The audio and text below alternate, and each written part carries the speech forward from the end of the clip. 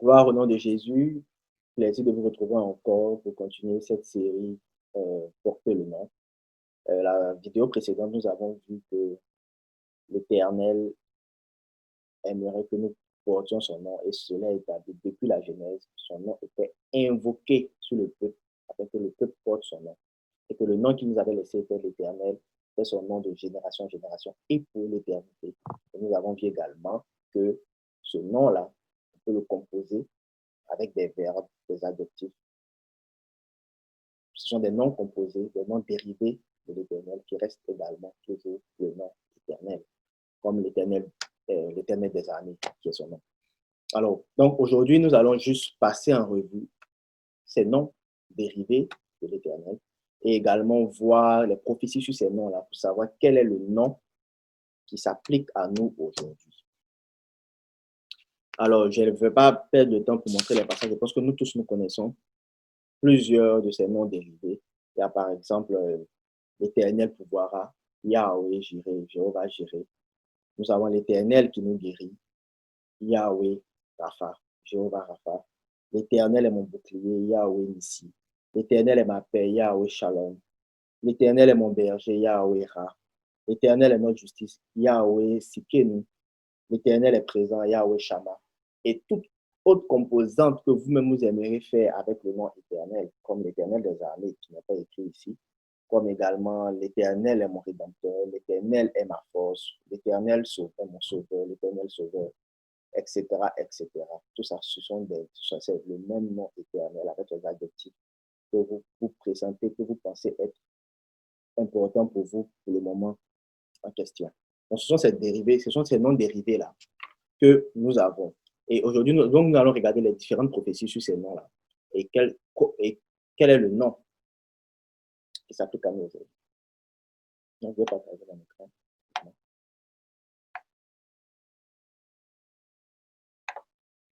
Alors, dans Sophonie 3, la Bible nous dit, alors je donnerai au peuple des lèvres pures. Donc, ça s'agit de personnes saintes. Afin, au peuple avec X et S, afin qu'ils invoquent tous le nom de l'Éternel pour le servir d'un commun accord. Donc, à un moment donné, c'est une prophétie, à un moment donné, tous les peuples, en tout cas, tous les peuples seront saints, tous ceux qui vont suivre l'Éternel, et ils invoqueront tous le nom de l'Éternel d'un commun accord. Et ça, c'est déjà ça présage de ce qu'est ce nom-là aujourd'hui. Parce que tous les peuples invoquent un seul nom aujourd'hui. Tous les peuples qui continuent l'alliance avec l'Éternel. C'est le nom de Yahweh, Sauveur. C'est le nom de Jésus.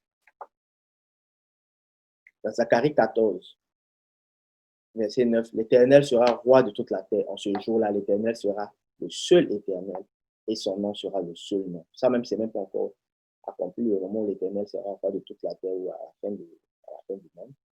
Mais on nous dit déjà que son nom sera le seul nom. Et nous savons le seul nom aujourd'hui qui est d'actualité. C'est le nom de Yahweh, Sauveur. Donc l'Éternel prophétise sur ce nom. L'Éternel nous dit déjà ce que sera ce nom-là. David nous dit, toutes les nations que tu as faites viendront se prosterner devant ta face, Seigneur, et rendre gloire à ton nom, car tu es grand, tu es Père des prodiges, toi seul tu es Dieu. Donc toutes les nations viendront se prosterner devant la face du Seigneur, de l'Éternel, et on va rendre gloire à son nom. Cette prophétie-là va s'accomplir dans l'Apocalypse. Dans l'Apocalypse 15, on nous dit, qui ne craindrait Seigneur et ne glorifierait ton nom? Car seul tu es saint et toutes les nations viendront et se prosterneront devant toi parce que tes jugements ont été manifestés. Ici, il s'agit de quel nom? Il s'agit bien évidemment du nom de Jésus. Parce que lorsqu'on regarde dans Apocalypse 1, verset 7 à 8, et on peut regarder également le verset 18, on voit clairement qu'il s'agit de Jésus dans l'Apocalypse, de qui on parle, et on nous dit qu'on glorifierait son nom ici dans l'Apocalypse 15, et que c'est ça, qui pourrait ne pas glorifier son nom? Qui ne pourrait ne pas glorifier le nom de Jésus et que toutes les nations viendront se prosterner exactement comme la prophétie de Psaume et exactement également comme la prophétie de Zacharie 14 où l'Éternel va s'asseoir sur le trône et il va être roi de toute la terre. Dans Ésaïe 45, l'Éternel lui-même parle et il nous dit quelque chose d'important et il le jure par lui-même. L'Éternel nous dit, je le jure par moi-même, la vérité sort de ma bouche et ma parole ne sera point révoquée. L'Éternel nous promet quelque chose de sûr. Il dit, tout genou fléchira devant moi, toute langue jurera par moi, toute langue confessera, toute langue jurera par moi. Et Philippiens nous dit de quoi il s'agit. Ceci est aujourd'hui à appliquer. Il nous dit, afin qu'au nom de Jésus, tout genou fléchisse dans les cieux, sur la terre et sous la terre. Donc, au nom de Jésus, l'Éternel nous avait promis quelque chose à propos de lui.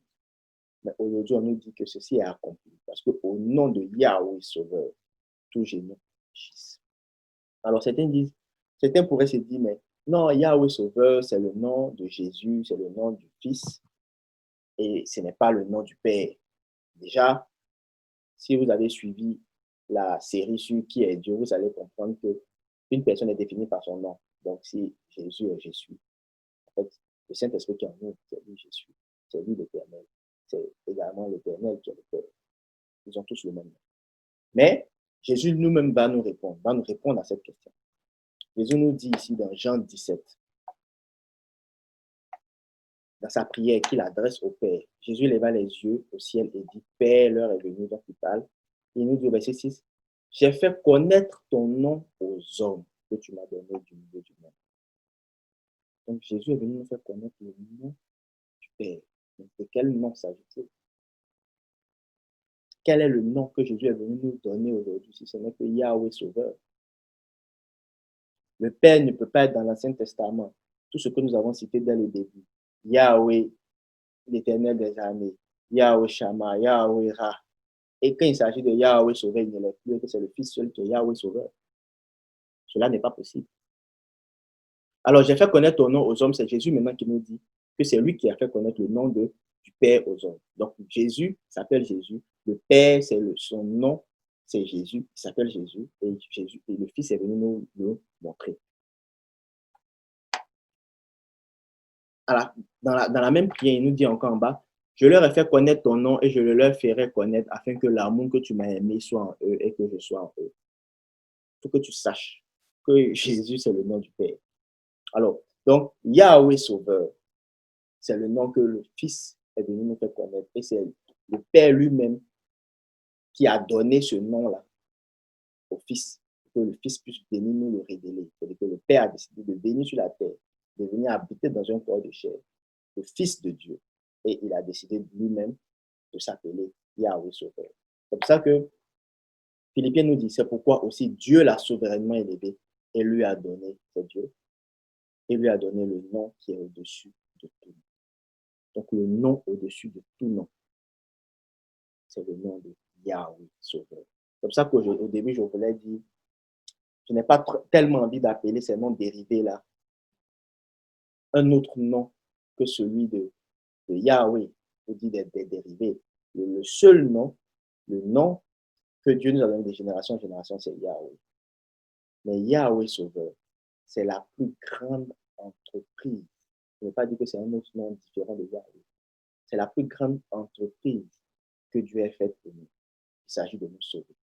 Au début, j'avais voulu montrer combien de fois Jésus renfermait tous les autres noms, parce que par ses maîtres sur nous sommes guéris. Donc c'est Yahweh qui guérit. C'est également lui le bon berger. Donc c'est Yahweh Ra, Rapha. Mais je me suis rendu compte simplement que même si tu n'es pas guéri, comme Lazare, et que tu meurs avec tes plaies, le plus important, c'est que tu sois sauvé. Et que Yahweh Sauveur, c'est la plus grande entreprise que Dieu a faite. Ce n'est pas... Donc, c'est pour ça que ce nom-là, Yahweh Sauveur, il est au-dessus de tous les autres noms, que toutes les autres entreprises que Dieu a faites pour nous. Donc, c'est ça qu'on voulait identifier. On voulait comprendre ça. Et c'est Dieu lui-même qui a donné ça au Fils, et c'est le nom du Père. 1 Timothée nous dit, car il y a un seul Dieu, et aussi un seul médiateur entre Dieu et les hommes, Jésus-Christ, homme. Est-ce qu'il y a un seul Dieu et que le seul médiateur, c'est Jésus-Christ, homme? C'est qui le seul Dieu? C'est Jésus-Christ Dieu. C'est Jésus-Christ Dieu. Parce qu'il n'est pas obligé de mentionner Jésus-Christ homme. Il nous dit ici, néanmoins, pour nous, il n'y a qu'un seul Dieu, le Père. Alors, Jésus-Christ homme, c'est lui le seul médiateur. Jésus-Christ Dieu, c'est lui seul, le seul Dieu, le Père. Et ce nom-là, comme j'étais en train de le dire tantôt, ce qui est important, c'est que ce nom-là, comme je le disais, c'est la plus grande entreprise que Dieu a faite pour nous. Et il n'y a de salut en aucun autre. Car il n'y a sous le soleil aucun autre nom qui ait été donné parmi les hommes par lequel nous devions être sauvés. Donc, ce nom-là nous sauve. Ce nom-là nous a été donné pour être sauvés. Et nous avons vu dans la vidéo précédente que Dieu aimerait qu'on invoque son nom sur nous, afin que nous soyons ses fils et ses filles. Et aujourd'hui, il a fait des prophéties sur ce nom-là. Il a dit, il a lu pratiquement que 3 prophéties, mais il y a plusieurs prophéties. Il a dit, tous les peuples invoqueront le nom de l'Éternel, son nom. Le nom de l'Éternel sera le seul nom. Toutes les nations rendront gloire au nom de Jésus. Tout genou fléchirait également devant ce nom-là. Et ce nom-là, c'est Yahweh Sauveur, que l'Éternel nous a donné. Et Yahweh Sauveur, c'est ce nom-là maintenant que nous devons invoquer sur nous. Est-ce que les apôtres ont invoqué ce nom? Est-ce que les apôtres, lorsque les gens devaient être sauvés, ils utilisaient ce nom-là pour qu'ils soient sauvés? Parce que c'est ce que ce passage nous dit. Car il n'y a sous le ciel aucun autre nom qui nous a été donné parmi les hommes par lequel nous devions être sauvés. Est-ce qu'ils utilisaient ce nom-là pour qu'on soit sauvés? Est-ce qu'ils invoquaient ce nom-là afin que nous aussi, nous puissions nous appeler Yahweh Sauveur? Et que nous soyons ses fils et ses filles, parce que nous portions également son nom. Ça, c'est ce que nous verrons dans la prochaine vidéo.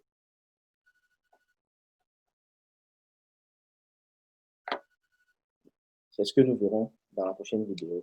Et merci d'avoir pris le temps de regarder cette vidéo et à la prochaine. Il n'y a que seul Dieu qui règne. Il n'y a que seul Dieu qui nous est le seul digne d'être loué. Son nom est Jésus. Il n'y a que seul nom qui sauve. Il n'y a que seul nom qui lie. Il est le seul nom qui est tout puissant. Et son nom est Jésus. De tout mon cœur, toute ma dévotion est tienne. Elle est tienne. Que ton précieux nom soit exalté sur toute la terre. Je vais louer le nom de celui qui mérite toute louange. Je t'adore. Digne es-tu, Seigneur. Jésus, je vais déclarer aux nations le seul nom qui peut nous sauver. Digne es-tu, Seigneur. Un seul vrai Dieu, l'unique nom de Jésus. Un seul vrai Dieu.